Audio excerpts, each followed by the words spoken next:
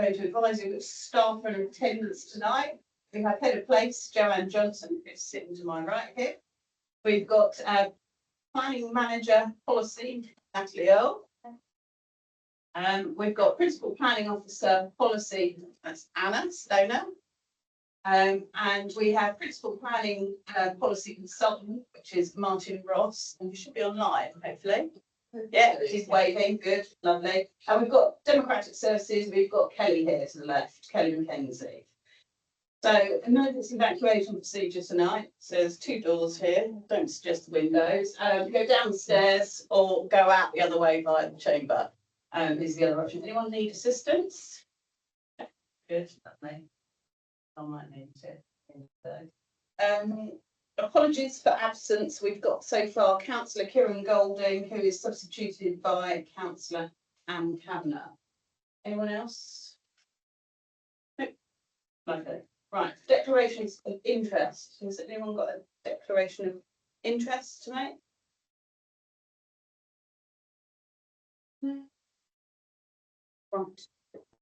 Right. Yeah. Sorry, minutes. Let's go on to the minutes. We've got two sets of minutes here. We've got the 17th of September. Does everyone agree those? Yeah. And we've got the minutes from the 13th of November. Their minutes, I should read you the minute numbers from there. So it's 17th September, were minute numbers 243 to 251. People agree with those. Minutes for the extraordinary meeting that was held on 13th of November, which is minute numbers 379 to 381. We agree those? Agree. Lovely. Okay, so we're straight on to item 5, which is local plan review, call for sites and the HELA progress. So I'll ask the officer to introduce the report, please. Yeah. Hello there. Hi, yes, I'm Martin Ross. I'm sort of doing this project jointly with Stuart. Stuart's off at the moment, so I've agreed to present this tonight, this item. So the recommendations is that the members note the update report on the call for sites 2024 and the progress being made on the housing and economic land availability assessment, which will be known as the HELAR from now on. So following a request from members for new development opportunities to be specifically explored by this group, a new call for sites exercise was carried out in the autumn of 2024. So this report highlights the progress, the sort of consultation process and the progress that's been made since we received the submissions. So the main areas that members requested us to look at in more detail were urban Sittingbourne sites, sort of specifically Sittingbourne Town Centre, and specific sites for park homes, including the possibility of utilising these sites for retirement, sort of over 55 or over 60s. So in response to that, we went sort of above what we would normally in terms of trying to target specific groups. So aside from what we do normally, the sort of the letters we send out, we did town centre surveys to identify vacant commercial units, and then we targeted those units. We got the business contacts from an economic development team and sent targeted emails for them. I did a search for all local park homes and the big national park home providers, and we sent a targeted email to those providers as well. Subsequently, that amounted to sort of 3,000 communications, and we received 101 submissions. So that's sort of significantly more than 2022. I think there was about 35 submissions in 2022. We screened them initially. So stage 1, we sort of knocked out 34 of the sites, and that was either because there were duplicates because this was desktop study, isolated in the countryside. There was no point sort of going out and seeing them. And also 6 were very small, like they couldn't even accommodate 5 dwellings, so they were knocked out at the initial stage as well. So that left us with 67. 50 for residential, 14 mixed, and 3 directly for employment. So as we specifically went out to look for urban Sittingbourne sites and Park Home sites, I've got a bit of detail on what we've received there, as far as we can so far anyway. So we've got 5 brownfield sites within Sittingbourne. We've got the Classic Cinema, which is directly next to the office. Very large sort of old building. We've got 10 to 14 High Street, which is directly the other side of the church on the same side of the road. St Michael's House and Lang's Bar, which is up by the train station. Then we've got the old pumping station also on that road, and smaller sites, Sutton House, just on the London Road going out sort of west of the centre. Now, although we've been out and visited all the sites, we haven't sort of written them up yet, all of them, and gone into a lot of detail. But in terms of estimates, because we need to think about, when Stuart's back, we need to think about how we look at increasing the density on some of the town centre sites and how we might do that. But I've done an initial estimate, and I think probably 150 to 200 dwellings is all that could be achieved from the town centre sites, because most of them are small and most of them will have to take an element of retail as well, the ones on the high street, for example. Park Homes, slightly more success. So there were 9 partial or full Park Home sites in Lower Halstow, Upchurch, some of the existing caravan sites on the island that want to convert to Park Homes rather than caravans. So obviously we've got to try and balance that, and whether or not we want to lose hundreds of caravans. So that's something else we need to ask applicants to look at. But yeah, I mean, in the unlikely event that all 9 are suitable and we can maximise all of them, that probably adds up to about 1,000 Park Homes. But in reality, we will probably have to balance that a little bit, like I say, with the loss of some of the caravan sites. And some of them might be just too isolated in the countryside. So 1,000 is kind of upper. 500 to 700 is probably more realistic.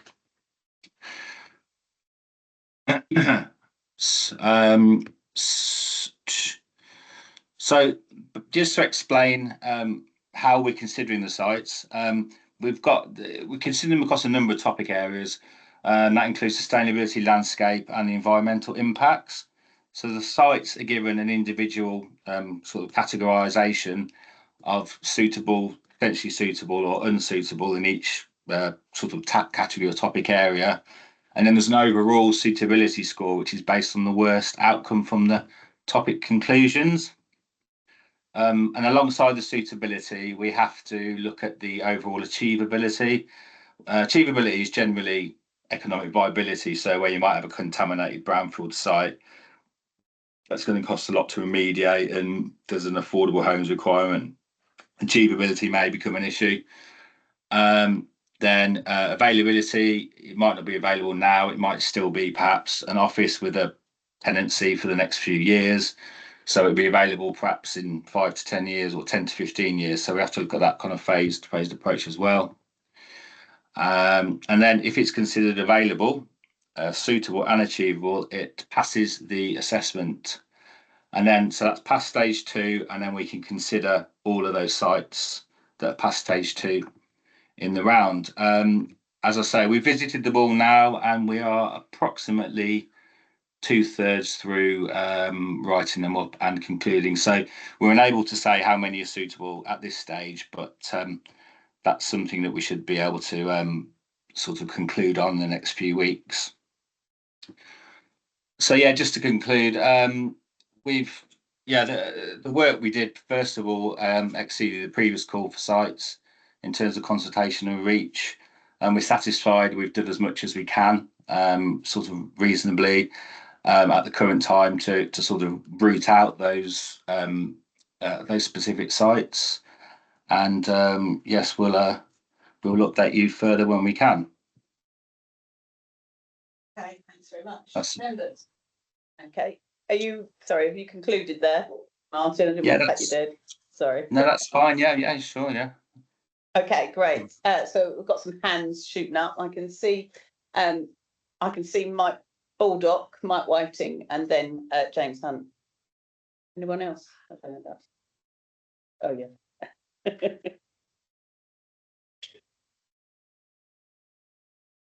Right, Mike. You on mute? No. Yep. Didn't want to come in before I was called.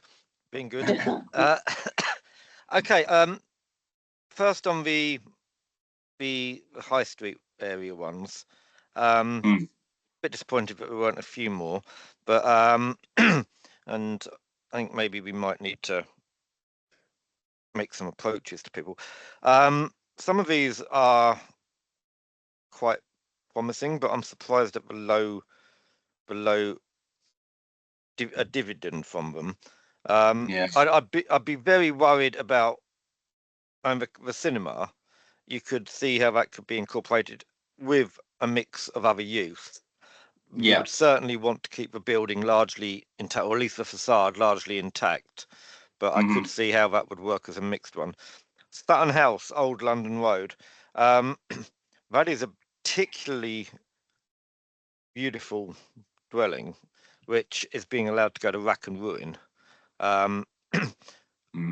Again, I would like to see that renovated into flats, but the house, the building itself is a particularly nice house.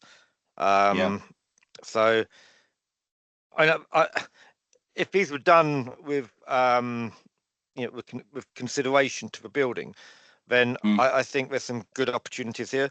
But certainly St. Michael's House, one would expect quite a few flats in there, really. It's a building that's going to waste, really. Yeah, sure. I mean, we at this stage we've assumed a sort of 70-30 split on the high street, 30% retail, 70% residential. This is before we've kind of taken it any further and sort of talked about specifics with anyone and talked about how we might sort of multiply the densities, which is something I need to discuss with Stuart when he's back. So yeah, they may be slightly on the conservative side, but as I say, with 2 or 3 of those, we've sort of assumed a third of them are going to retain some retail use. So perhaps with the St. Michael's House, that because it's slightly sort of on the edge of the centre, you might not need to. That might be purely residential, that area. We might be able to get a few more. But yeah, that was sort of based on sort of the idea of 4 stories, 5 stories, possibly. And the sites aren't that big, to be honest with you. The biggest one is sort of 0.2 hectares, so they're not huge, to be honest. Yeah. Okay, if I can just come back, Monique. The other thing is we have a load of heritage buildings in the conservation area that are not being properly maintained, yet could provide residential in the upper grounds. If they're not going to come forward with proposals, maybe we should be, and we did start this a few years ago, saying you've got to start bringing heritage up to scratch. Yes, if it's listed, there's a requirement, isn't there? But I don't know if any of these are. No, not these ones. These are different ones. But we can go back and say, basically, you need to get this up to scratch. If you need to, convert some of your upper dwellings into flats, then so be it. But you need, and that could be a way of funding the renovations. I was going to say to make it economically viable. Yeah. Okay. I don't know if you want to do Park Home separately, Monique, or I should go into that now. Might as well go into it now. Okay. Do it in one hit. It's odd. It's awkward that we're doing exercise.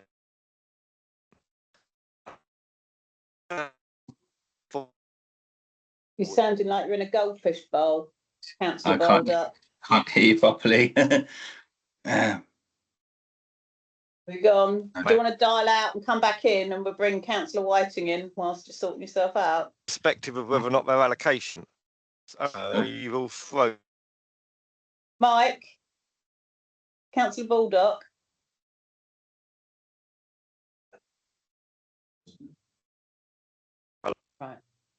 Mike, councillor Baldock. He's gone, right there. So thanks, Chair. Mine's sort of follows a little bit the same thing. That it's clearly disappointing that so few have come forward. And from memory, I thought we were hoping we were going to get about 500 in the town centre. But we're looking at more than, and I think 150s. If this is mixed use over what is going to be probably 3/4 of a hectare, to get 150 units in there on top of the other stuff is going to be quite a squeeze, and it's going to take some a developer with probably very deep pockets to actually achieve that. So the viability will come into that. So my question, and it relates also to the next one, because if you look at them, 1,000 a maximum, even if you got half of those, 500, it's nowhere near, I don't think, what our expectation was when we were looking at the overall numbers across the borough and how much Park Homes and how much the urban centre of Sittingbourne could achieve for us. So my question would be, what is the effect of that on the rest of the numbers, and how seriously have we got to take that in perhaps looking for other sites elsewhere to make these numbers up if we can't make them here? And on the Park Homes particularly also, if we look at 500, that'd be great. If we got 500, that'd be great. But they don't really come with any sort of infrastructure contributions. We're not asking these people to provide doctor's surgeries. We're not asking them to provide school places. If they turn out just as, that's my understanding of it, if I'm wrong, correct me. But there's an infrastructure issue by putting hundreds of these in one particular place that I would suggest we would need to overcome. And again, it would then add more hurdles to getting that number. So it is disappointing that those two elements have produced so little. And the more, and well done to the team. I mean, as you say, you had the most responses than you had more than you had previously. So that's a job well done. It's the quality, the specific quality of the ones that we wanted. We don't seem to have got yet. And I just wonder really what then the knock-on effects and how we're going to manage that with the rest of the making sure we can hit our numbers in the plan overall. Councillor Baldock, you're back. I am. Right. I'm going to bring Natalie in just to comment on that, and then I'll come back Okay. to you, and then I'll go back to my Thanks. list. Okay. Yeah, so just in terms of the overall numbers, that's something that when we come back to you next time with looking at how the different options that you've chosen could be met from all of the sites that we've got. And then as Martin said earlier, all the results of the latest call for sites assessment, that's something that we will then be able to look at with sort of all of the different sites we've got and how all those different options could be met from all of those. But as you say, we went out, sort of pounded the high street for all of them. So we've got what we've got come in, and we will have to make up the different options that you have chosen. So we'll look at that next time. We'll look at that next time, because once the actual full assessment of all these new corporate sites have finished, we will see which ones you've got to choose from.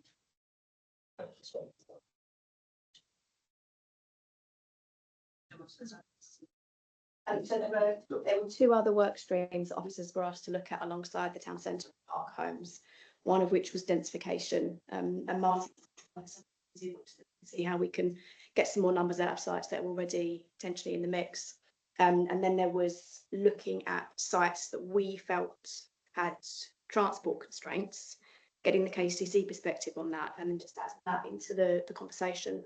So they are two of the well, less likely to bring more numbers to the table. There are two other work streams that we were also mandated to go away and have a look at. There'll be in that summary when we get it back. Yeah, lovely. Thank you very much. Thank you. Okay. Councillor Baldock, come back. Cheers. I mean, even 500 is a 500 estate development, but we don't have to provide, which is good. I wanted to say on the Park Homes, it is, it's interesting we've got some on the mainland at last. This is not just about meeting the numbers. This is also about providing a housing offer, but is currently lacking on the mainland. A bit disappointing it's only Upchurch and Housedoe, because I think Upchurch has already got quite a nice Park Home site. It's a shame we haven't got ones elsewhere across the borough, but yeah, they are an offer that we don't have, and for their own pursuit, that's the word. I think it's worth looking at these, as a positive.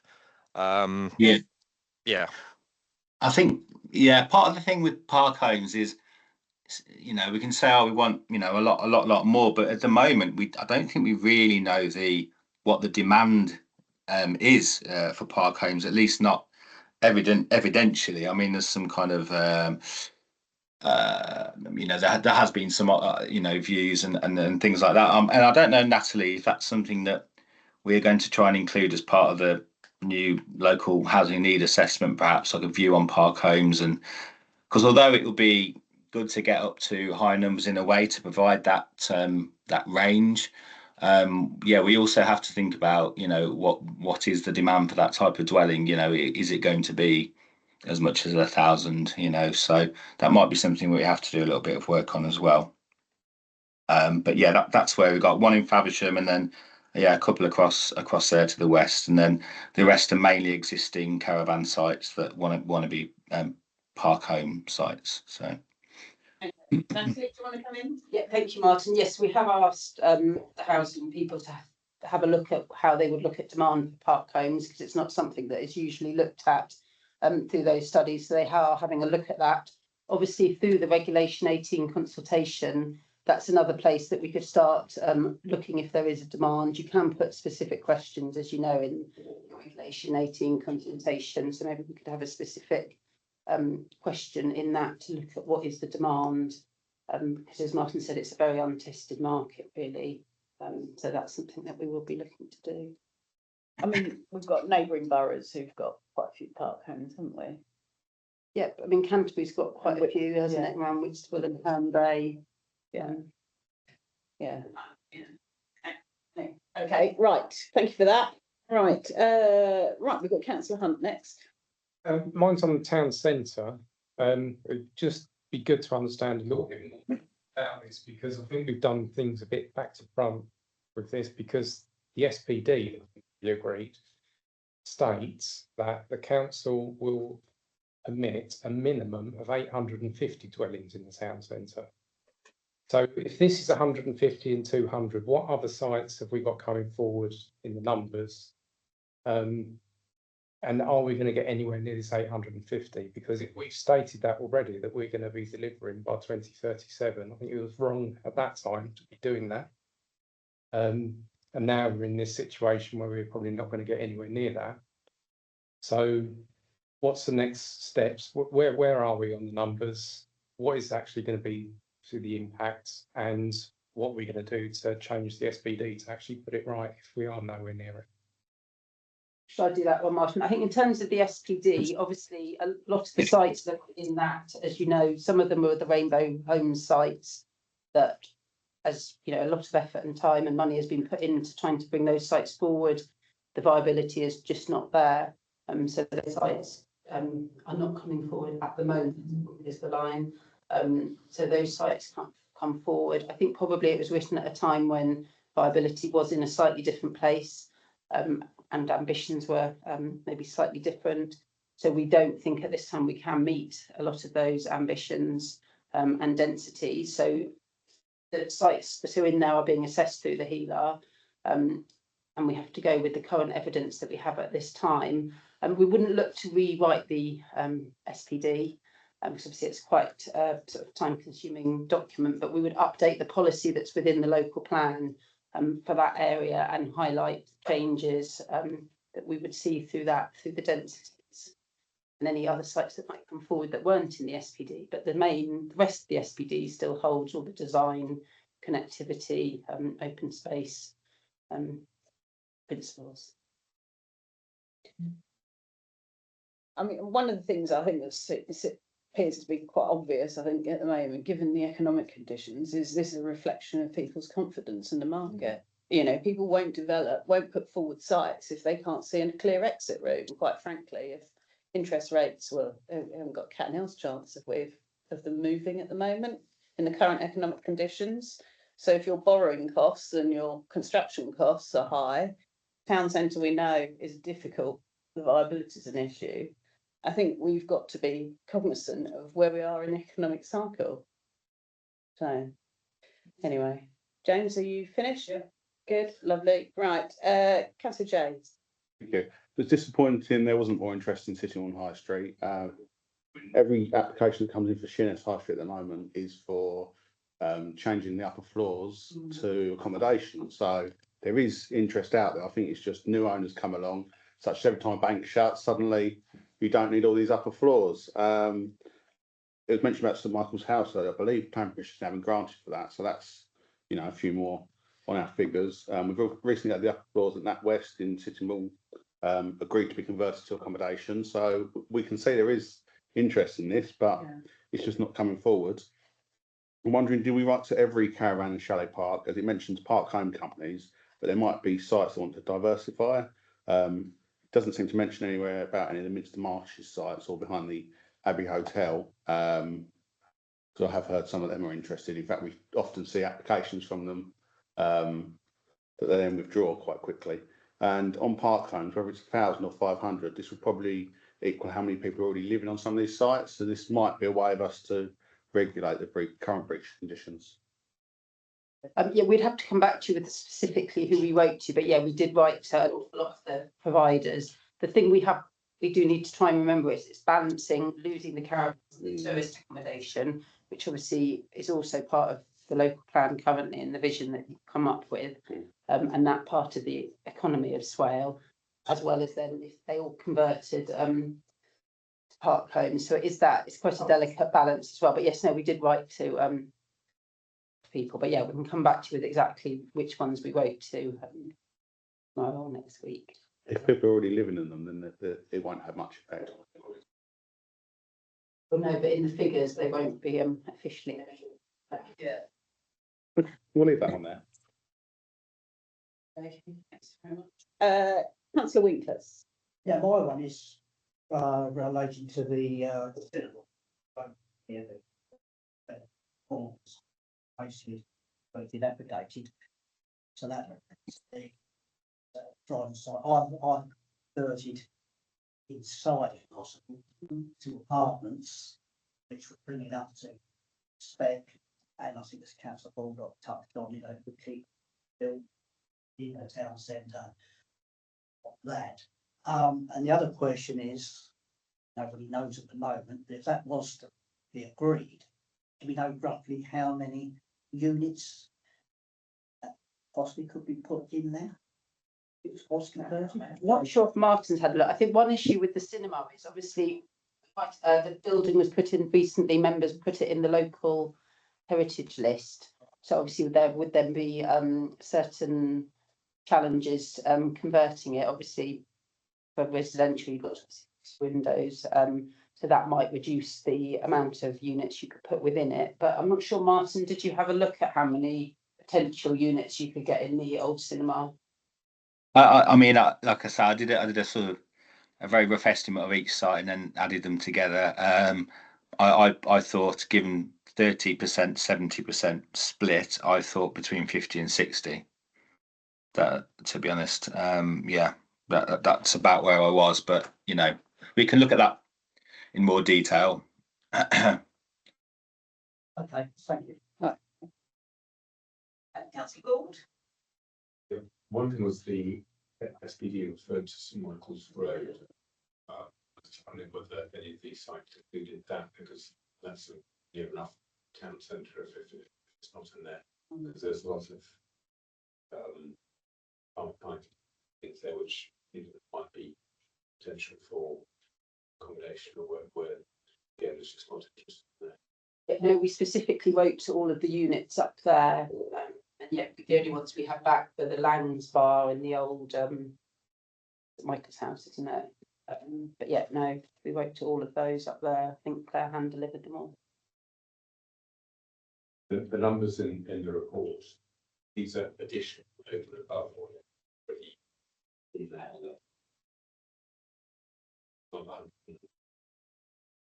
Numbers is in total, this is what came out of this call. The recent call for sites, Right, yes. so from memory, there's about 300 or so in the.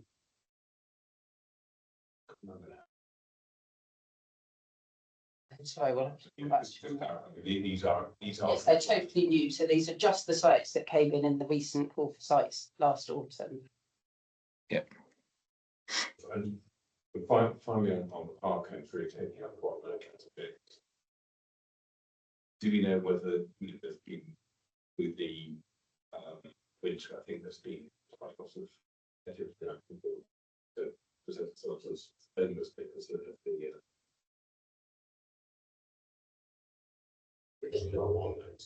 are any of those sites of that picture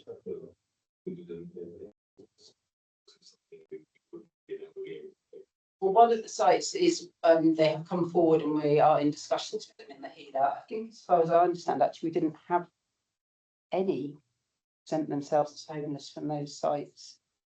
Not that we're aware of, we were being quite surprised. But I just, but the last housing, so there were a few. A few, yeah, we thought there'd be a lot more, but no, yeah. It's quite a good result then. Okay, councillor Kavanagh? Sorry, you'd finished, hadn't you? Sorry, yeah, Carol. People aware, and there are another couple of sites that might be up. On the 20th this month, Phoenix House and Sports Direct are going to auction. So I don't know what might come out of that. I doubt if Phoenix House can stay as it is, but it's pretty decrepit. And they're both town centre.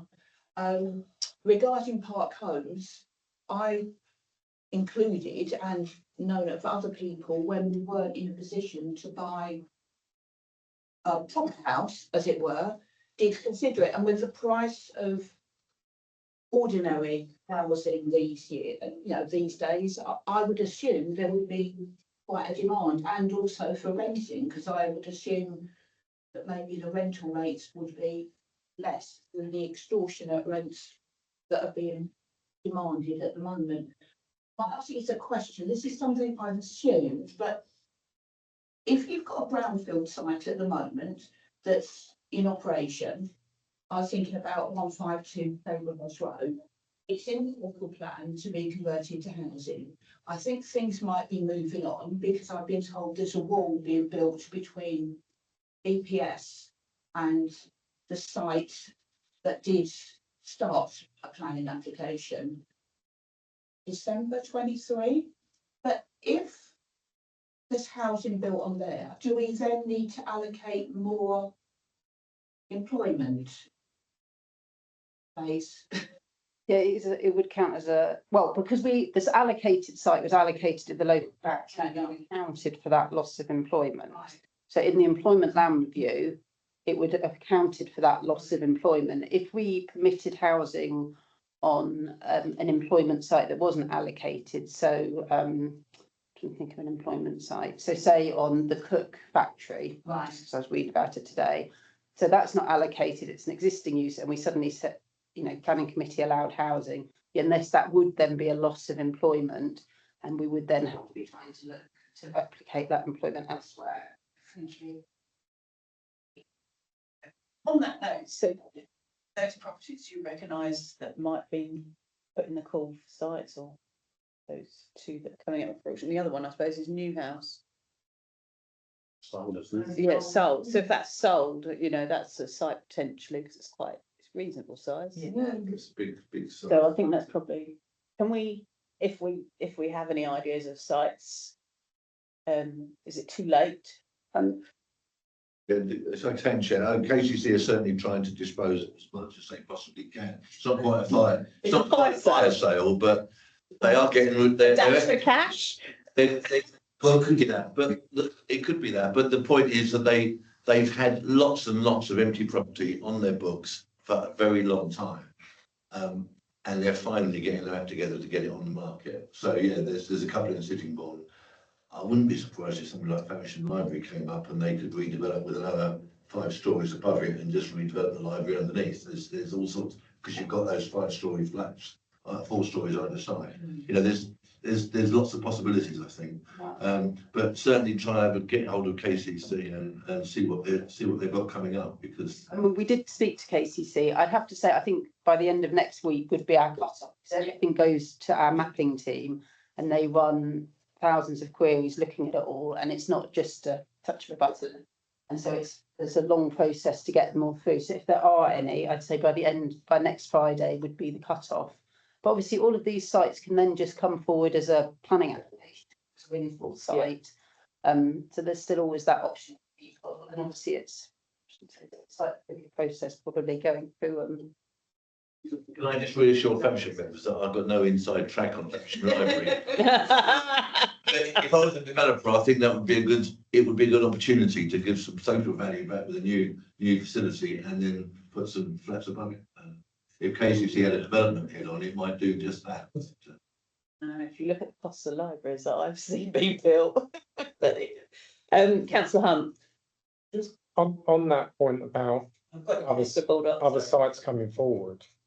If we, as we're working through it, we've got that class, other sites do come forward, can we then look at, say, other sites that maybe we don't want to go into the local plan? Start saying, well, there is this one coming forward now, we can then start take one out. I mean, maybe we could do it then for the Bay 19 stages, because we can't have this sort of constant dribble of sites coming through that we need to be assessing. Yeah. Just because the mapping process for the GIS team, it's a huge process of going through all the different layers and the constraints. And obviously then for officers going out on site and doing the work, and then all of the sending it all to KCC for their comments. We just need a sort of clean cut-off for this call for sites exercise. But obviously through the Reg 18, we might get other sites come forward from site owners and developers. So we would then could potentially do another one at that stage. So it's not a forever no, it's just we do need a clear cut-off at this stage to keep the process moving. Yeah. Councillor Baldock? Thanks. It's just really following up something that Councillor Hunt said. If these park home sites, some of them do come through as applications now, at the moment, there's no policy basis for us to, for them to, hang on to. So that they're likely to get a negative response because it doesn't fit into policy. How are we going to be able to judge these? How are we going to encourage people to come forward with park home sites with our current sort of policy of it doesn't really account for them?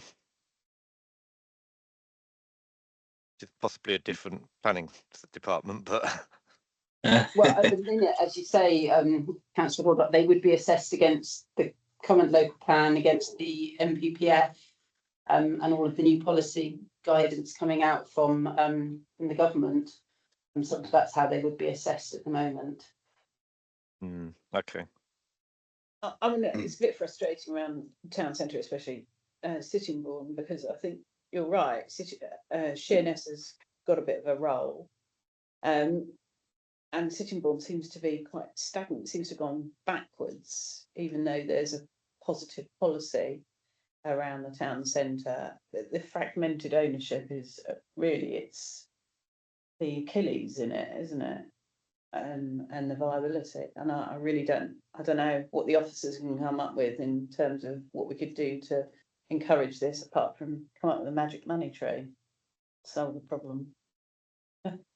I mean, is the brownfield register, because they can then become eligible for any kind of grant funding to bring forward those sites. What can we do positively to encourage this? You have to take that away and have a think. I don't think there's anything more that we can do. Obviously, we've contacted them all.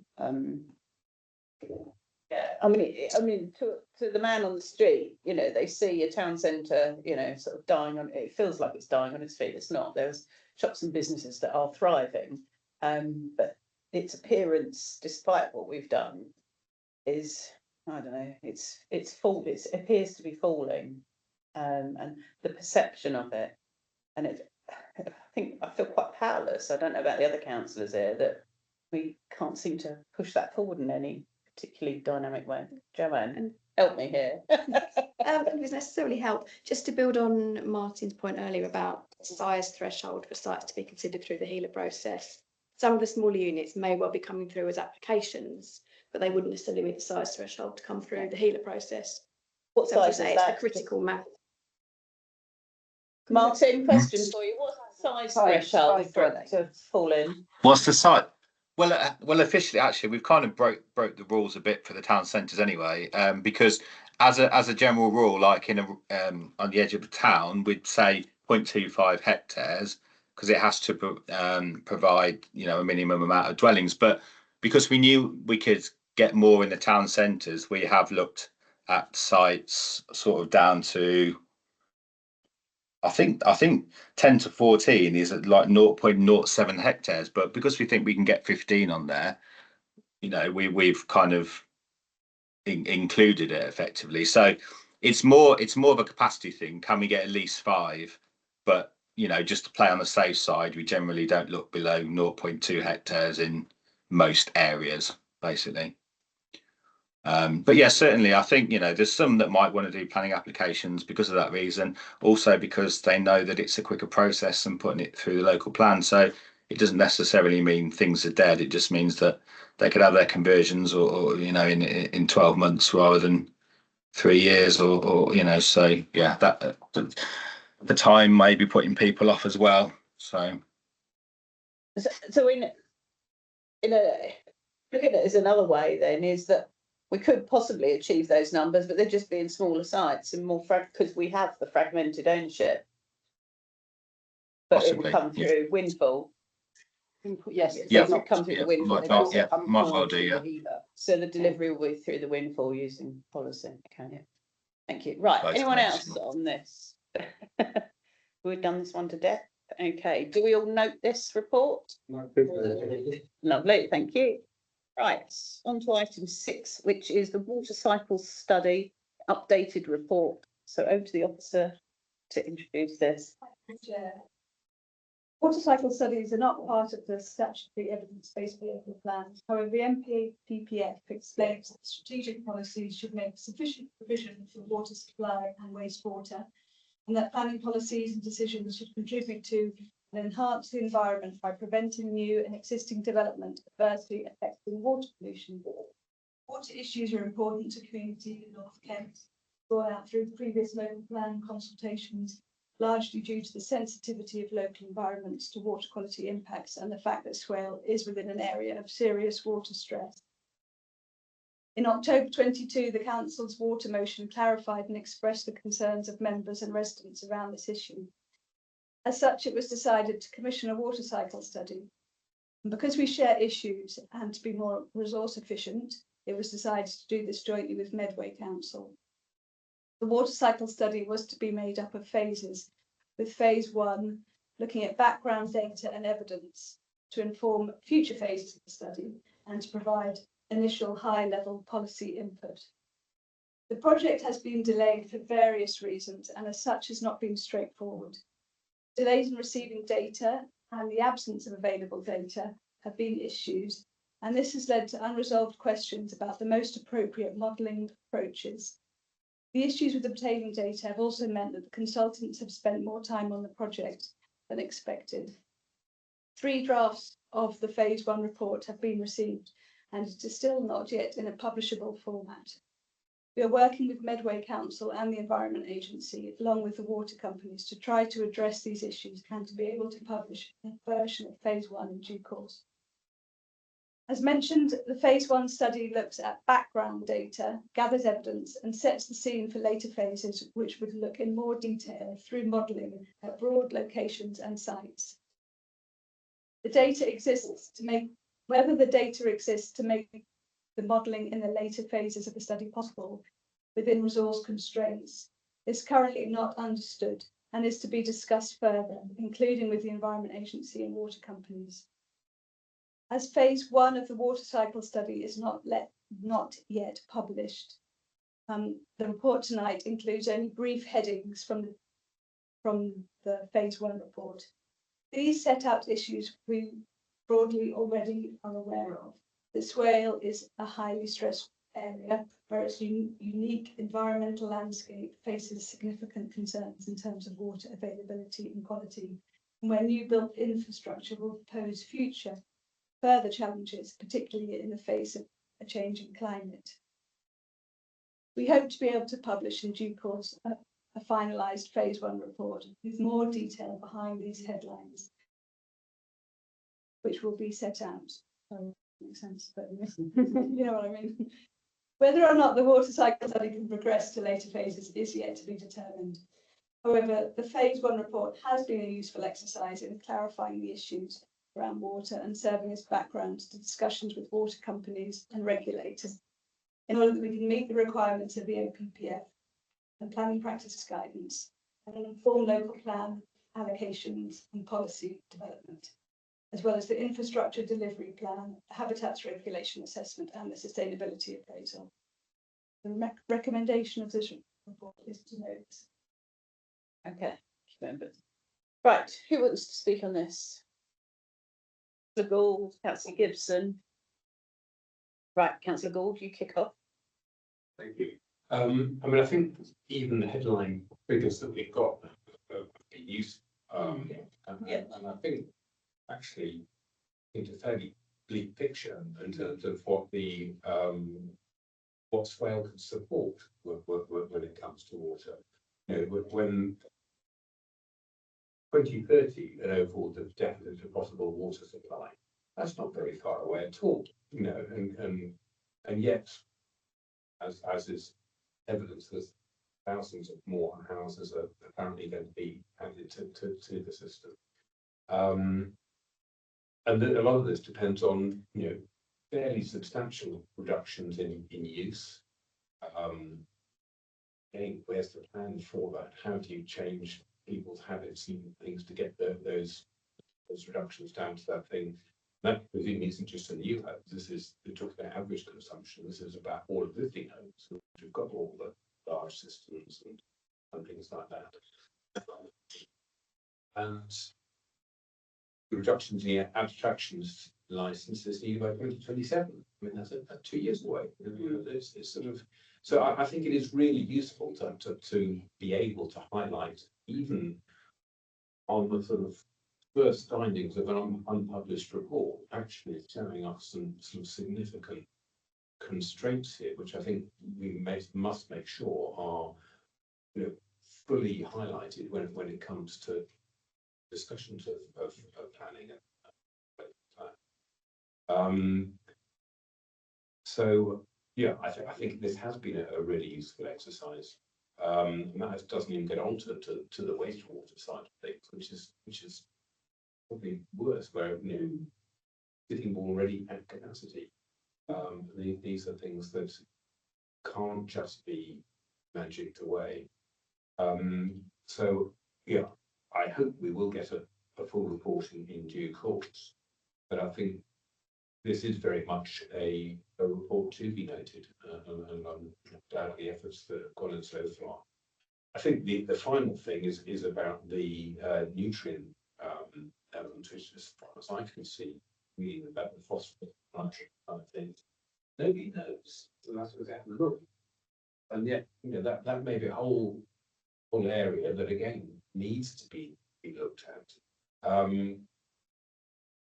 It's not really good enough to say, oh well, we're going to carry on. We don't know, but we're going to assume that it's all right. Yeah. When actually there are plenty of areas locally where actually these things are not all right, and I think it's another thing that needs to be taken into account. Flying blind. Yeah.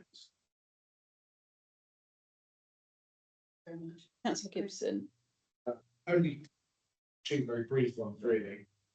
It lays out in the notes that we are speaking to multiple water companies, but I just wanted some kind of reassurance about the method and volume of contact, given we are working with Medway, who primarily share a water provider with Sittingbourne and Sheppey, but not with the east of the borough. Yeah. So just making sure that we're kind of treating all of Swale equally, and we're all getting covered in that document. And then I was going to ask you to pin down a little bit what does in the near future mean, but you can use the government's methodology of seasons if that's more comfortable than picking an actual date, but.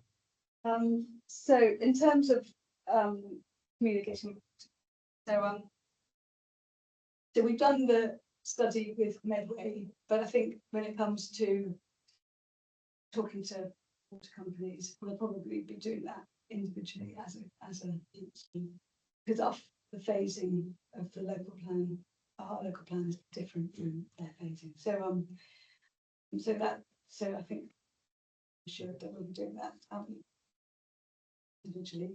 In terms of the near future, I mean, I don't think it'll be very long because I mean, as I said in the report, you know, we've kind of run out of spent the budget for the phase one, but we're hoping to do some of the work ourselves and the Environment Agency. So that's, we obviously will be speaking to the consultants as well.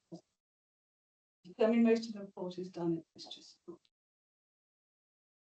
that is it to be published. So I don't think it will be.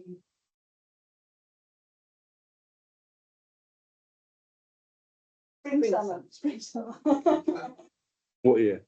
Okay, not committing. Season. Okay, Councillor Baldock. Yeah, thanks. I think this is a really strong report, as we've got it so far.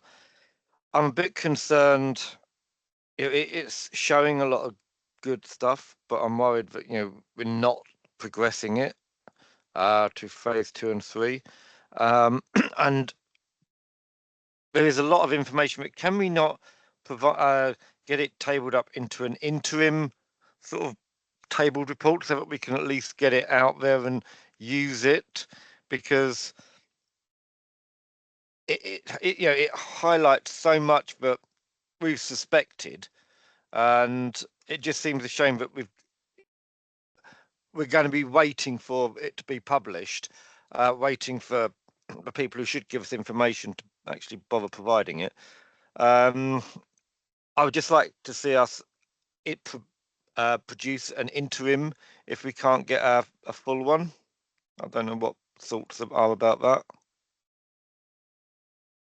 Yes, thank you. So we've spoken to legal about publishing as it is, and I don't think it's necessarily a good idea. I think we should try and get it to a standard, and I think otherwise I don't think it would look particularly good for a report with that's not, you know, complete and up to standard. As I said to Councillor Gibson, I don't think it's terribly far away. I think all of the information that we're going to get out of this report is already there.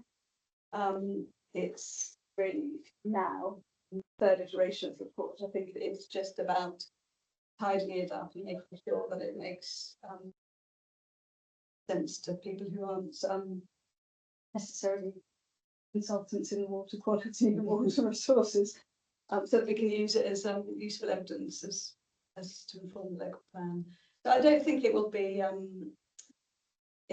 terribly long away. And at the moment, I mean, there is a lot of useful information in there that we can use for our discussions with you know, with the water companies. And in terms of the modelling, I mean, that is a tricky one. And it depends on the data that is available. And this goes back to Councillor Gould's point about nutrients in the soil. And the permits that the Environment Agency give for the wastewater treatment works, which don't include they don't include permits for phosphorus and nitrogen, which means that the modelling approaches have to be different. And then the Environment Agency have sort of explained that a sort of more sophisticated modelling approach than that that the consultants proposed to be more suitable because it's transitional waters, and so this water, instead of just a river where the water's flowing in one direction, this is coastal waters, so there's flows coming in and out. And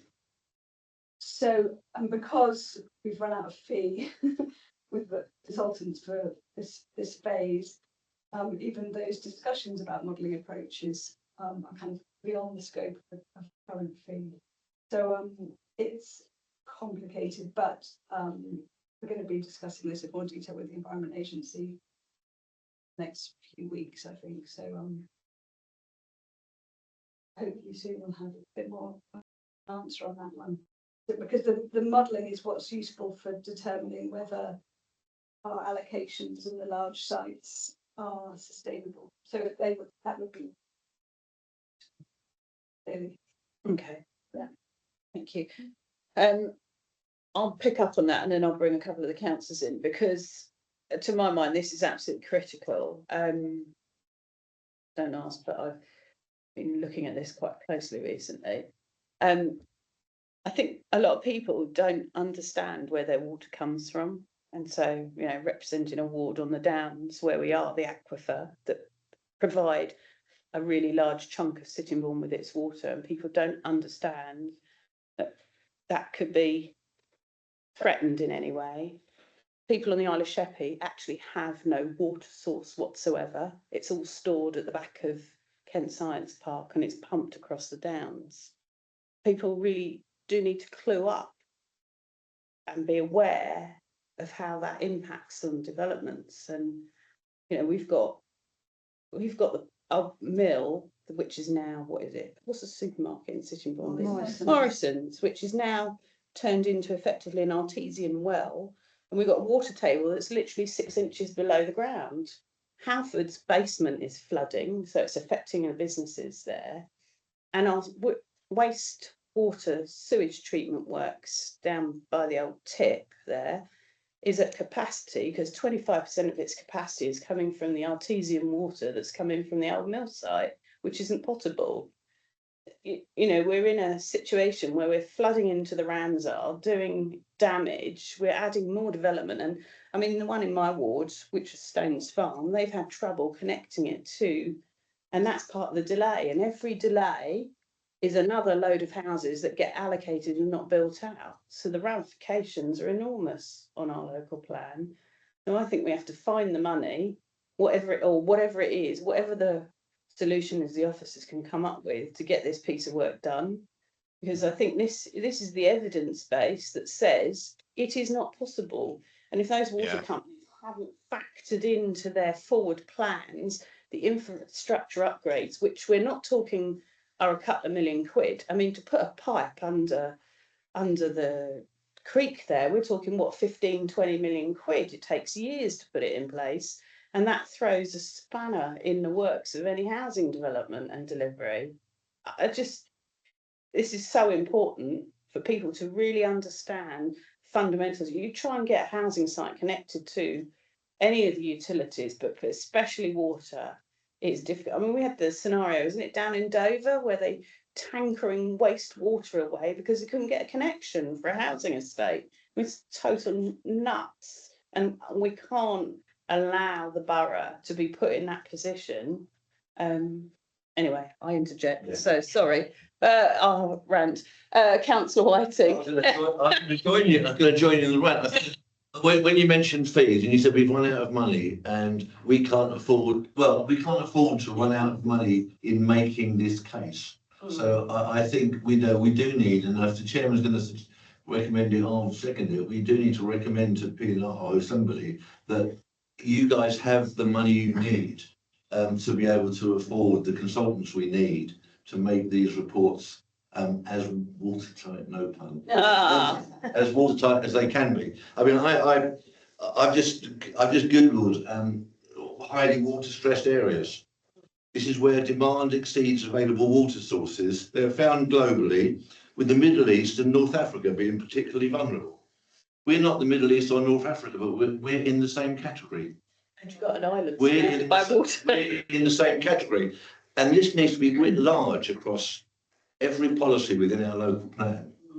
so that we know where we are going and the developers know where we're coming from. And we need to weaponise the EA. The EA are very good at saying something's unacceptable. They said the nitrate issue down the Stour catchment was unacceptable for years. And it eventually took a government minister and a few million quid to get them to agree that it needed dealing with to unlock about 8,000 houses down there. And they were stuck for years. We can't afford to have the EA sitting on their backside saying, oh yeah, this is terrible, and then doing nothing about it. We need to make sure that they're on our side and that they're in the ring fighting with us on this. So I think this is a brilliant piece of work. It needs completing, and we need to make sure somehow that you've got the fees to be able to complete it. And we need to make sure that across every policy we can, and with our engagement with the EA is as strong as it possibly can be, to get this sorted. And it's expensive, it's time consuming, but we can't afford not to get it sorted. If we're not in North Africa, we're not in Southern Europe, we're not in Asia. This is supposed to be a wet country. We're supposed to have enough water, and we're supposed to be able to get rid of it cleanly, because we are supposed to be, the fifth richest country in the world. If we can't get rid of our dirty water cleanly and we can't provide enough water for our houses, then something is drastically wrong. That's my rant, Chair. Well done. I don't agree with all of it, but yes. Okay. Councillor Kavanagh. Oh, yes. I don't think Anna said we'd run out of budget. We've just spent the budget for phase one study. So to complete the phase one study, we have used that budget, but we do have the budget, obviously, the later stages, but just trying to complete stage one, I think, as Anna pointed out, has been had its issues. So it's trying to complete stage one is obviously our first priority, and then working with the Environment Agency. As Anna said, she's got meetings in the next couple of weeks with them to work out how we can do the next stages, because as Anna said, it's the we need to do slightly different modelling to how other people do it because of the data not being available. So it's not that we've run out of budget. You don't. It's just that the budget for phase one has been spent. But yeah, it's just those other issues. And there is a question about whether the data that we need for the modelling is available. Because it depends on the permits that have been issued, and that determines what data is collected. So it's Okay. Councillor Kavanagh, and then I've got Councillor Gould and Councillor Speed. Anyone else on that list? Okay. Can I suggest then, if you haven't run out of money, if it comes that you feel you are running out of money, then to come back so we can have some sort of ballpark figure that we know we're playing with. My other thing is reading this, it's just reminded me, often with new planning applications, it says that properties are going to have restrictions of water to 110 litres per day. How?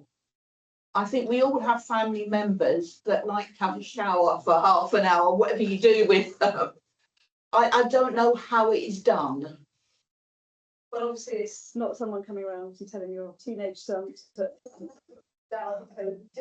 Yes, my son's very clean. He's one of these people who likes a long shower. But so at the moment, actually, we've got a policy in the adopted local plan to 110 litres per person per day. So we first of all. How is it done? It's done through building regulations. So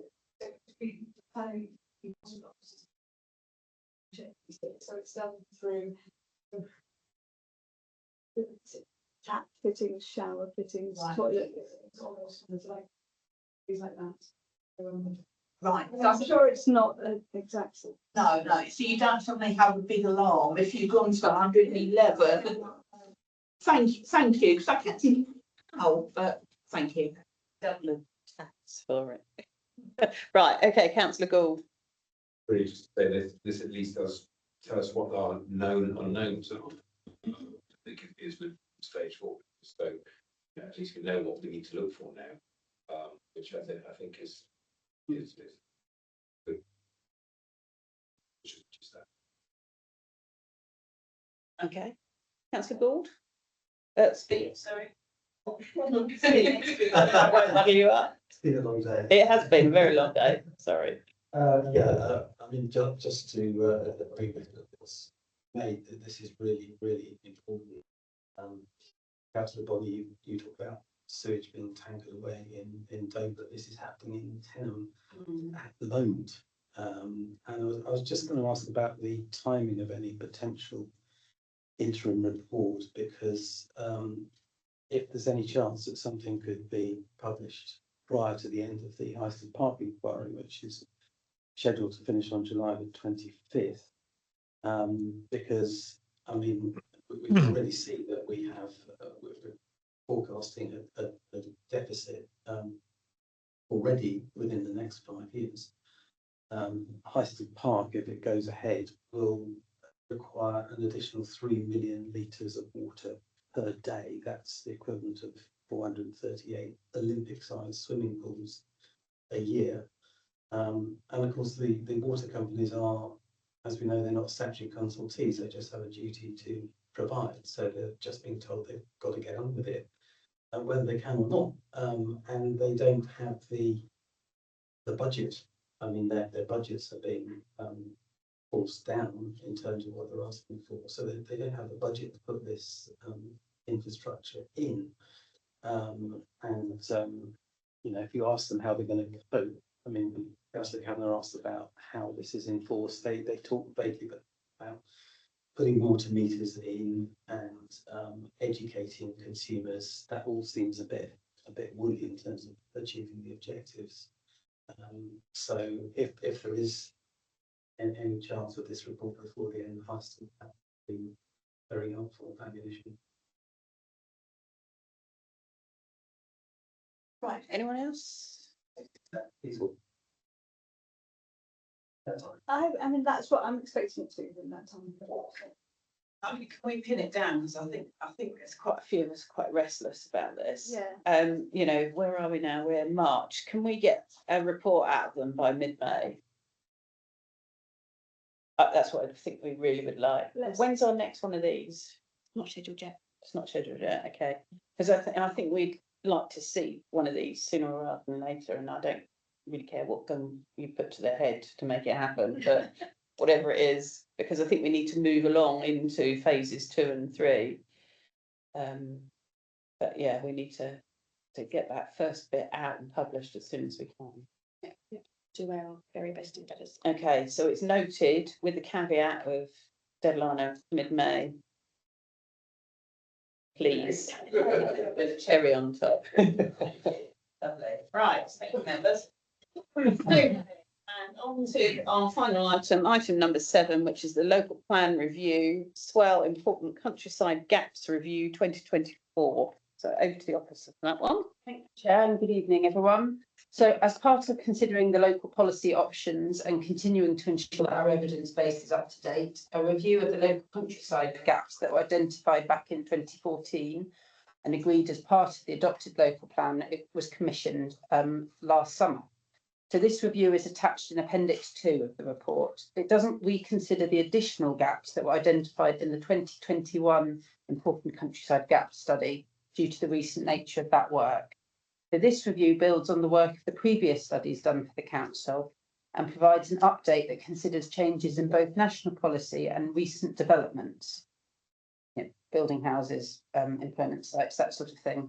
In the main, the study proposed recommendations to gaps boundaries that are minimal, mostly to encompass recent developments. So the same methodology for this review has been used as was used in the 2021 study to ensure consistency of approach with the assessment criteria, updated where appropriate. So in terms of the findings of the review, most of the recommendations are to retain the gaps that we have, but with a few minor changes to the boundaries, as I said, to reflect any recent developments that have granted gained planning permission. Specific changes are recommended to SG1, which is Sittingbourne and the satellite villages of Tunstall, Borden and Chestnut Street. That one has a recommendation that the gap is largely retained to its current extent, but that the settlement boundary of Sittingbourne and therefore the gap should take into account the recent-ish planning permission for housing development in the southwest of Sittingbourne. SG3, which is Upchurch and its boundary with Medway. It's recommended a slight change to the boundary in the southwest due to a recent development on the edge of Rainham along Otterham Key Lane. SG4 is Sittingbourne and the village of Bobbing. So the study recommends removing this gap. It says it's the existing recreational and educational land uses to the east of the A249 and the strong boundary feature of the road itself, reinforced by mature vegetation, provide a clear separation between the edge of Sittingbourne and Bobbing, which lies to the north of the railway line. It says the gap is dominated by the A249 road, which does not provide a countryside character. Please note that actually in the report for tonight and in the study itself, there is an error showing a proposed gap in purple hatching. That will be removed from the study before it's uploaded onto the website. So SG5, Sittingbourne and the village of Bobbing and Iwade, it recommends the gap is retained, but that it also recommends the gap covers land up to the new southern boundary of Iwade, and that the gap was removed from the east of Iwade because of the new residential development at Iwade and the provision of the country park there. And that provides the settlement edge and the A249. And again, the consultants felt the A249 is a strong physical feature, retaining that separation between Iwade and the commercial developments on the edge of Sittingbourne. In the SG6, which is Sittingbourne and Backchild and Rodmersham Green, it just proposes one small change to the boundary to take into account the recent planning permission for the housing development off Swan Street Avenue. So once this study is noted tonight, it will become a piece of evidence base that will go on to inform the local plan review, and it will be one of the evidence-based considerations on where future development would be deemed appropriate. And also then it will be used as part of the countryside gaps policy, and it could be used to alter that policy or to remain the same. And it will be at that point that any changes could be made. So the recommendation tonight is that members are asked to note the findings of the important countryside gaps review and to specifically note the amendment to the countryside gap SG4, Sittingbourne and Bobbing. Thank you, Chair. Members, right, I've got Councillor Baldock, Councillor Hunt, anyone else? Councillor Kavanagh, right, let me write these down. Right, Councillor Baldock, you start and the others wave your hands. Okay, thanks. I'm really not happy with some of this. I don't like the fact we just have to note it. I think we should be making observations, and because it's our plan, and I don't agree with some of this. Starting with SG1, and I've got to get the map up. We seem to have a new drawing here. But I imagine that's reflecting the Gladman takeout and the Wises Lane development. It goes right the way up to the Key Street roundabout, but you've got a new development coming out there. So I'm wondering how it's just that little corner. It's not that's not a big one. It's just a bit confusing as to how that is supposed to be part of the gap. The more important one, the SG4. I don't think we should be taking that out. Just because the A249 runs through it, it runs through another countryside gap further on. I thought the SG4 extension was a good thing into the rest of Bobbing. So I'm strongly opposed to taking this one out. I think we should be adding the hatched area. When you walk along that footpath, the footpath that is now proposing to be taken outside the countryside gap, it is a very rural feeling, even though you're close to the A249. It does have a feeling of you're going into the countryside. It leads on into Bobbing. So I really don't think it's appropriate to take SG4 out. I think the extent it should be kept, but with the extension, the map's a bit wrong. It doesn't show the new development opposite Rooks View, but I really am not happy with that one. I'm also, there's a more general question on the Tunstall development and the Iwade development. There is a lot of green space incorporated within those developments. Are we able to come back and revisit this after the development has been agreed? Because the Afton Court Farm, for example, there is a likelihood there's going to be a lot of green space to the south. We would potentially want to be incorporating that within the countryside gap in future. So we don't.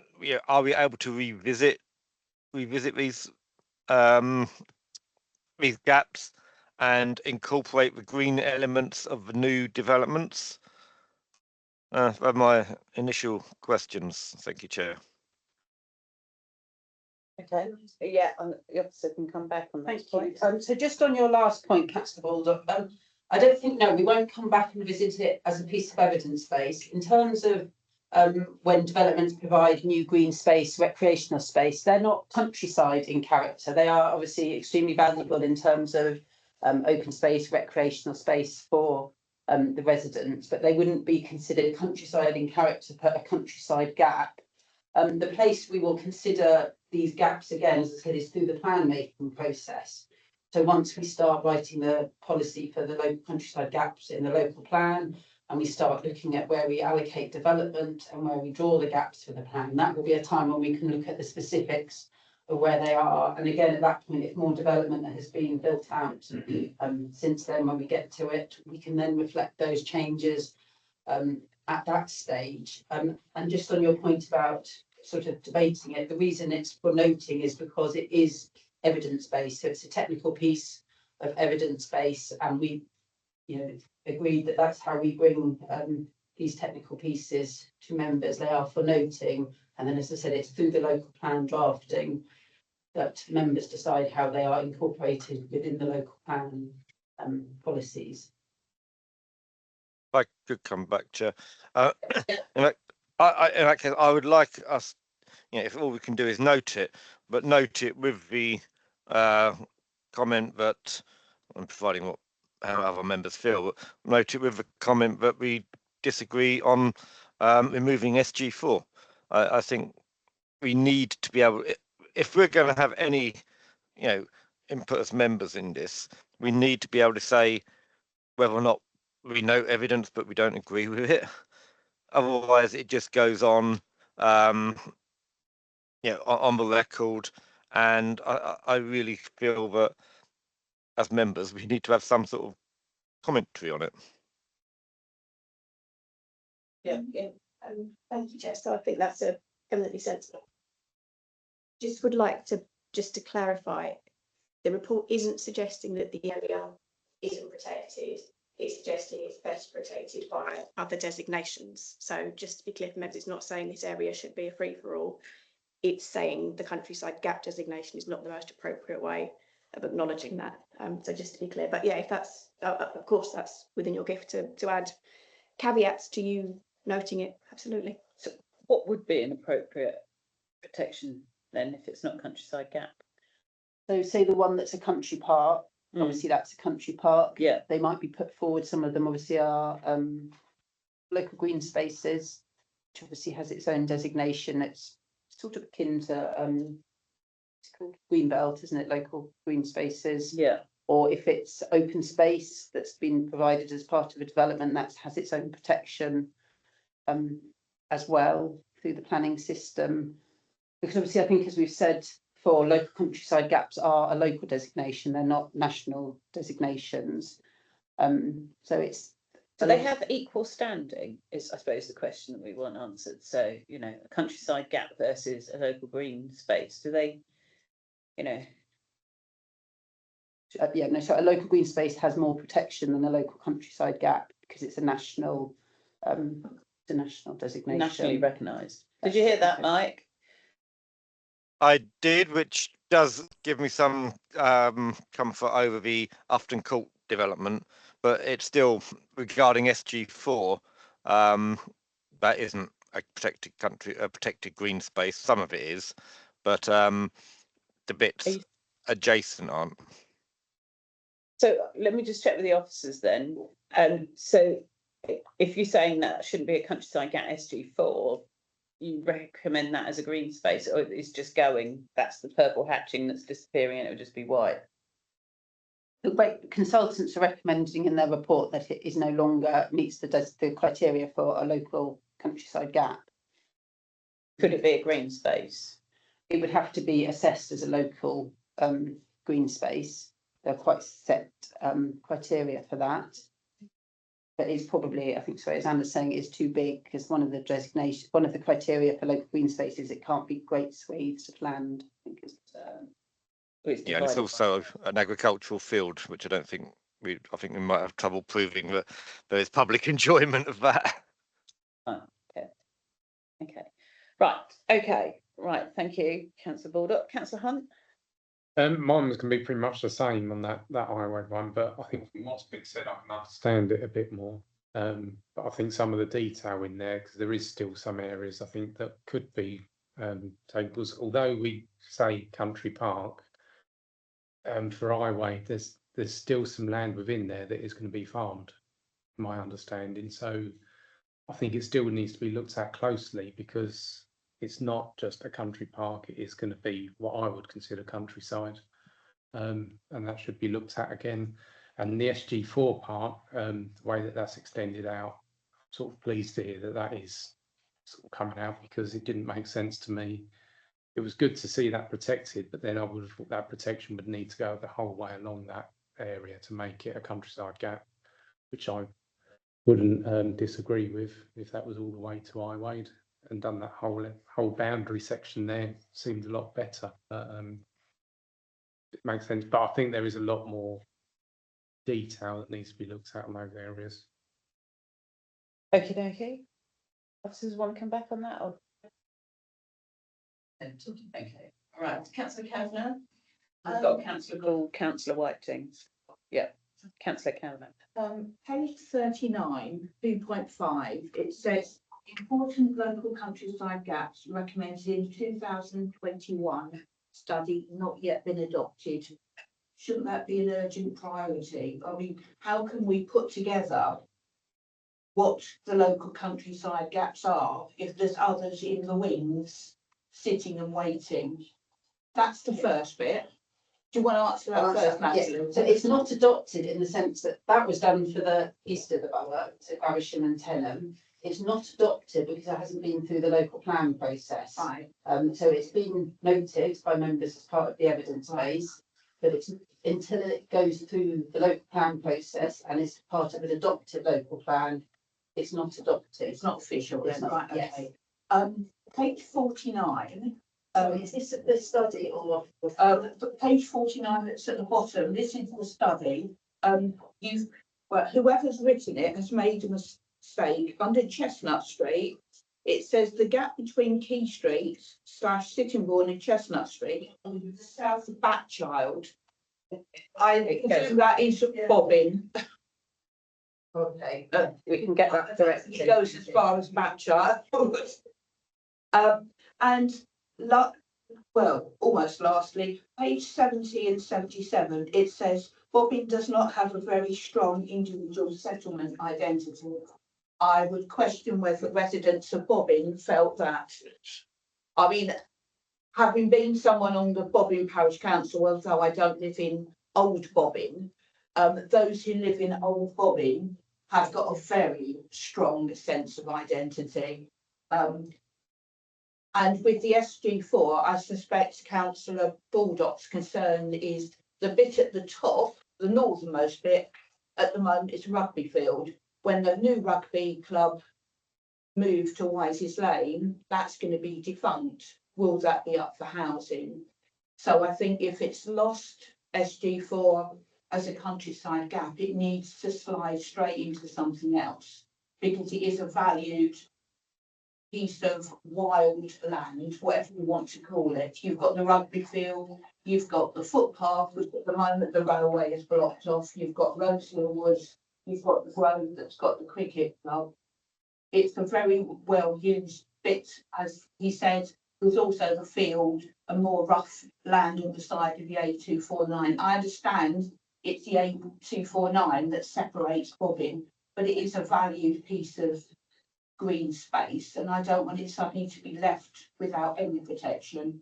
But yes, Bobbin, does Bobbin have a? It does. It's not the sense of identity that people feel as residents. The landscape character identity is something very specific in landscape terms. I think if you listen, you were saying you listen to the Highstead things at night. Listen to today. And when you listen today, that's what we're going to do. Today's, you'll hear the lady who actually is appearing for us. Kate Ahern, yes, her name is. Yes, she was part of this, so you will hear it's very specific how they look at landscape character.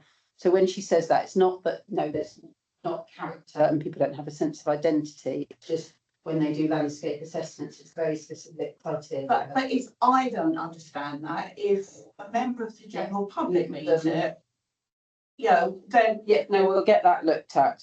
She can just embellish the wording there. Okay. That's me. Thank you. Or layman. Okay, right. So that one. Okay, Councillor Gould. This was first looked at as part of the previous local plan. It was formed part of the evidence for the 2017 plan. Is that? Update. Yeah. There's an update of the previous, What's the question? these countryside gaps. Yeah. Were submitted as part of the previous local plan. So they've been in the local plan. They were in the local plan. And they were reviewed in 2014. Right. And then there was the study letter in 2021, I think. Well, my question is that how much protection they actually give, because it looks like these gaps are being nibbled away at by various developments, and all we're doing is adapting to that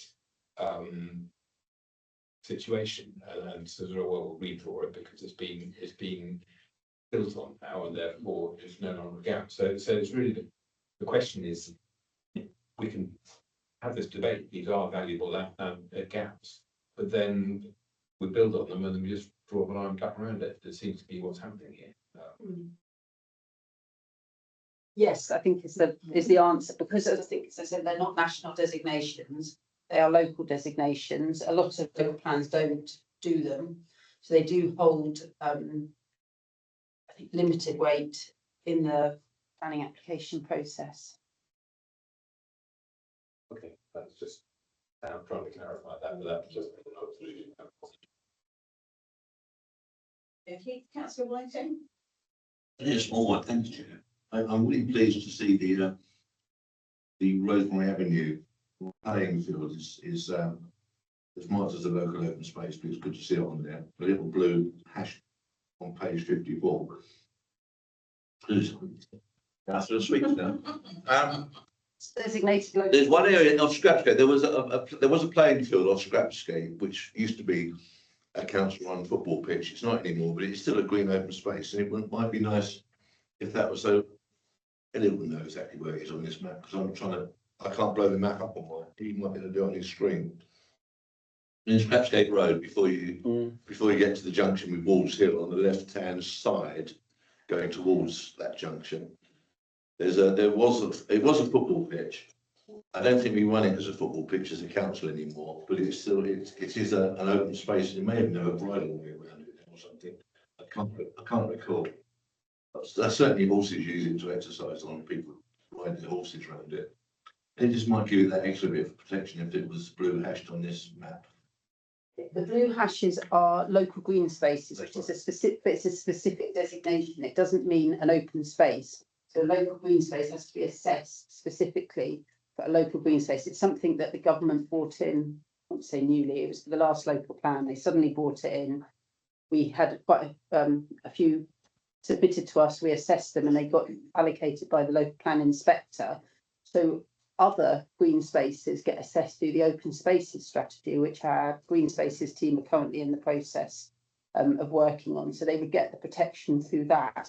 But for local green spaces, they have to be submitted separately and have this quite specific assessment against them. Well, I suppose my request would be then to see if we can assess that and get it included as a local green space. Okay, well, we'll look at when we're next doing local green spaces. So it's the Scrapsgate. Sure. It was actually a playing field. It would have appeared green on this map, the little green square. But it's not anymore. But I think it's still just an important, valuable piece of land that we should give as much protection to as we can. And if that gives it more protection, then perhaps we can look at doing that. We'll have a look and see what we can do.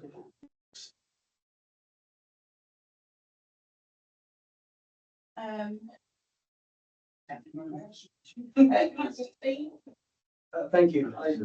I think my question has probably been answered. Councillor Kavanagh's question, but just for the avoidance of doubt, the important local countryside gaps that were assessed in 2021, though the recommendation of that report is still valid, and that those identified gaps will still form part of the evidence base for the local plan. So, for example, the one between Bapchel and Tennant. So those will go forward. Yeah, definitely, that's still all part of the evidence base. Yeah, and they will be to consider when we're drafting the local plan. Yeah. Whilst we're in that neck of the woods and we described that, so I'm just sort of looking at you were talking about the local green space allocation. So there's clearly one in at Tong there, which is obviously existing and will continue. There's no changes proposed to that. We've obviously now, as a result of Stones Farm, we are taking on, we've got Stones Farm Countryside Park. Is that going to be designated as a local green space then? How's that going to be dealt with? Because that development's halfway through and we're taking it on as a park. It would only be if someone submits it to us to be assessed. We're taking ownership of it, surely. Yeah, so when we next do the local green spaces, I think would probably be through the Reg 18 process. People could submit new sites to be assessed as local green spaces. We always consult the council, seems a bit odd, but other parts of the council, and say, have you got any sites you want to put forward to be designated as a local green space? And it would be done at that point, because again, it's quite a big process to be done. They all get assessed against criteria that's set out in national policy. It goes through all of that, and then it's the local plan inspector to allocate. Right. Thank you for that. Councillor Jays, and then Councillor Winkless, and then Councillor Hunt. Thank you. So on the Scrapsgate, it's a registered village green, playing field, it's swelled land, and the parish council did put it forward for submission. I think the last local plan, so there's obviously a reason why it's not on here, but I think having the village green protection is probably more advanced than this. You get nothing better than that, yeah. No, It doesn't, yes. Yeah. On page 54, it mentioned one of the pictures that says view south across golf course. You'd have to have good eyes to see the golf course. It's Barton's Point. It's one of our open spaces, so it might be better if it had sort of the correct name on it. On page 22, under SG2, it says, I can read out it. One change to boundary is required to exclude the Minster Park area of Fash Lane in the northeast of the gap as this is established residential area. When does it become an established residential area? Most allocation for that area is chalets or, well, it's all chalets, or caravans, and they've all got 10-month occupancy. So does that make it residential?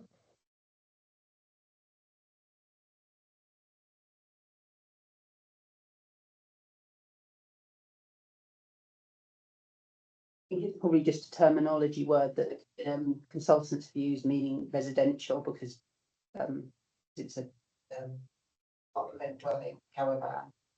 Well, they're not park homes. They're holiday homes.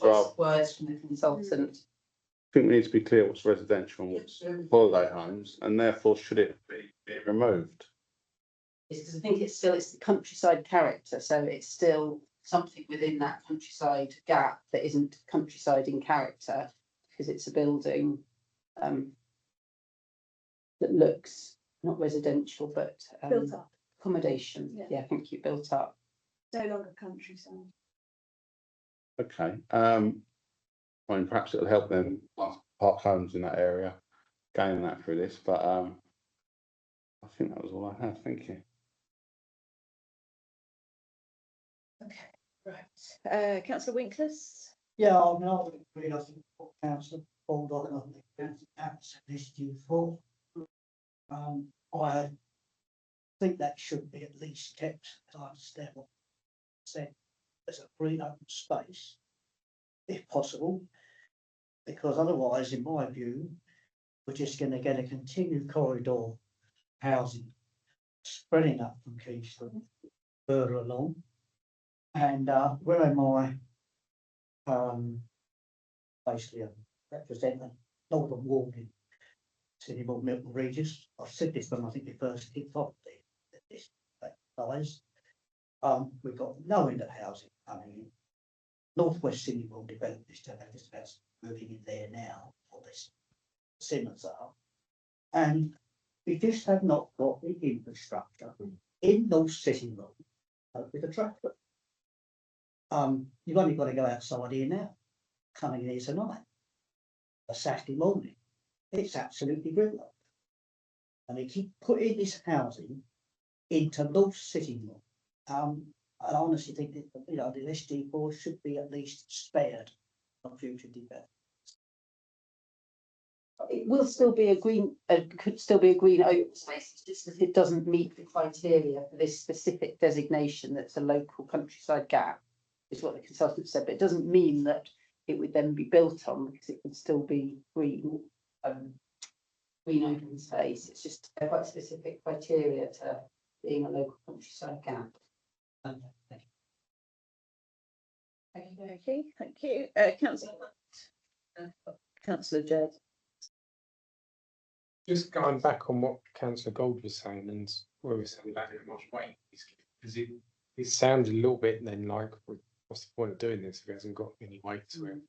But am I right in thinking that the reasons at the moment we're getting development in there is more so because of the 5-year supply, that's not having it, whereas when the balance is coming up, that's when it hasn't got as much weight. Whereas if we had a 5-year supply and it does have more weight then bring these in there. Yes, it would have more weight if we had a 5-year supply, but even if we had a 5-year supply, they still have reasonably limited weight because it is a local policy, not a national policy. But there's still more chances of existing. Yes, there's always more chances if we have a 5-year supply. I remember my point.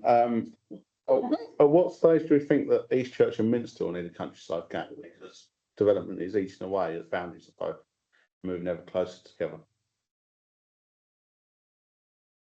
Good question for another day. Okay.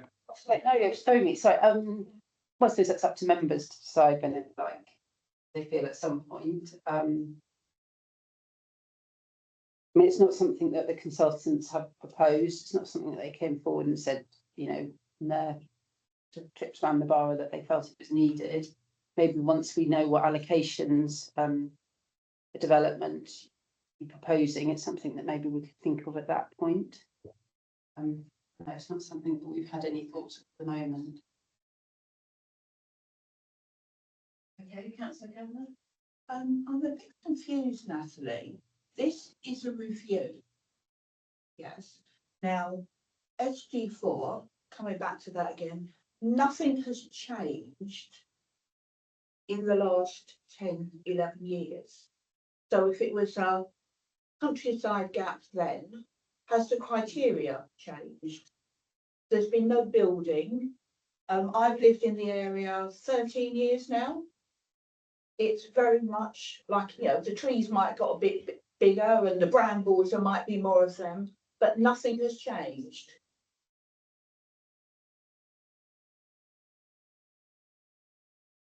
Sorry, I think these were originally adopted 2008, so a couple of It's- maybe It before. says here 2014. And then I reviewed it. Okay. So I'm not a professional landscape consultant. As, yeah, I looked at them and I thought, so I'm going to recommend that as they are, that now we've mostly employed LEC to do this study and they've concluded to be effective. Afraid the 2014 review is.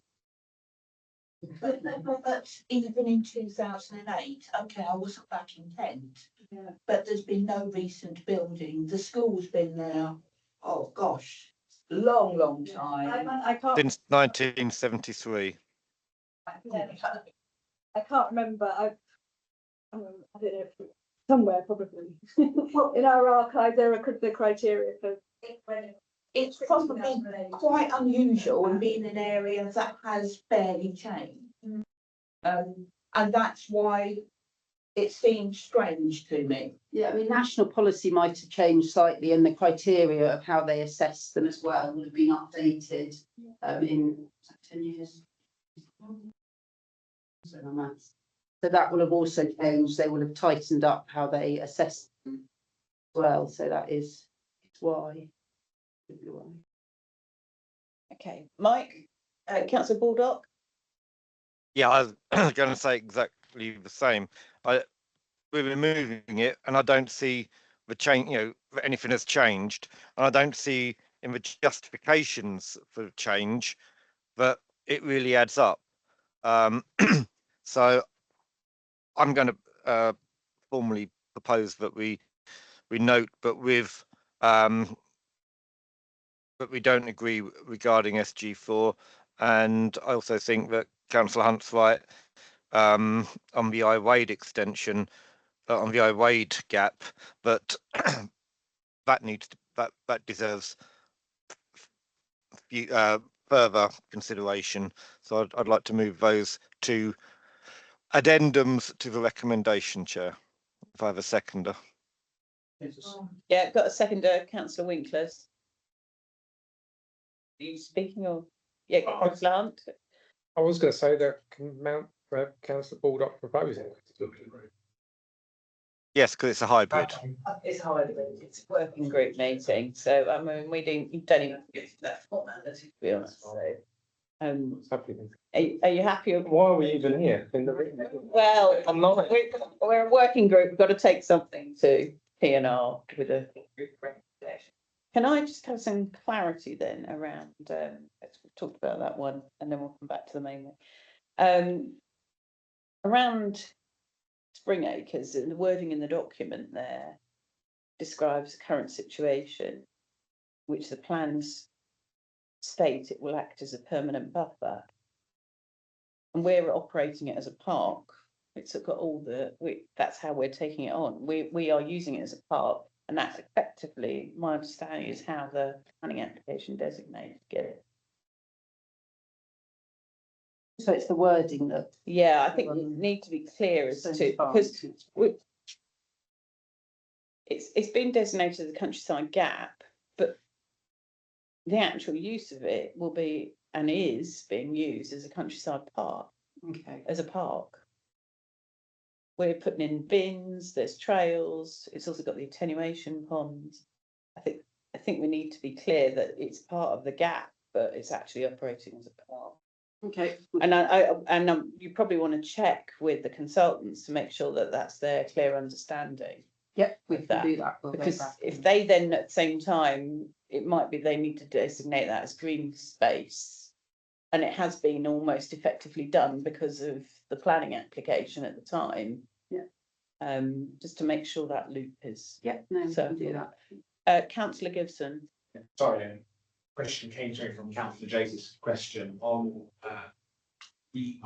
adding on, subtracting from the list and redesignating the protections they get. So if we get through this process, have a local plan and therefore have allocations in it, and then could we then look again at new countryside gaps, possibly Church and Minster, but from my end, I'm thinking potentially the boundary of Faversham has moved, we might have to pay more attention to our countryside gap with Bournemouth and other villages in those kind of directions. Is that something we could do as a standalone project? And then how much weight would that policy have kind of as a follow-up to a local plan rather than as part of an extant new local plan? The overview local plan, when you allocate new development, obviously you always then have to the next one. We do your built up area boundaries, because obviously quite often development is on the edge. Usually you would then do your new countryside gaps through the next local plan. Obviously the new planning proposals say that local plans would be done much quicker. So potentially it wouldn't be that long to wait to propose a new one between Faversham and Bourton. Who knows what the planning landscape will be at that point. Can I just be clear on the recommendations here, we're noting it. What happens to it next? For those to be enacted and valid, does it have to go through the local plan process, or is that now effectively a standalone? They are now. No, it has to go through. This is not policy. It will be noted, and then through the local plan process. Yeah. Either, you know, you put those into the plan as the policies and they get tested through the local plan process. Just a technical piece of evidence base. Yeah, I heard an awful lot about landscape today. Right, okay. Anyone else wish to speak? Are we all happy to note it with the amendments that we heard earlier? That proposed and seconded, yeah. All good? All agreed? Yeah. So that everyone Agreed. nodding and nodding online. Okay, lovely, super. Right, that is the end meeting. Thank you very much. So it is now 28:47. Close the meeting.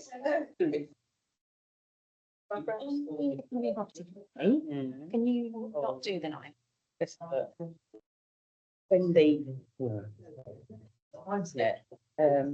Only this or the 9. Yeah, touch. Kieran's going to be doing his wearing his oh, you still ECG.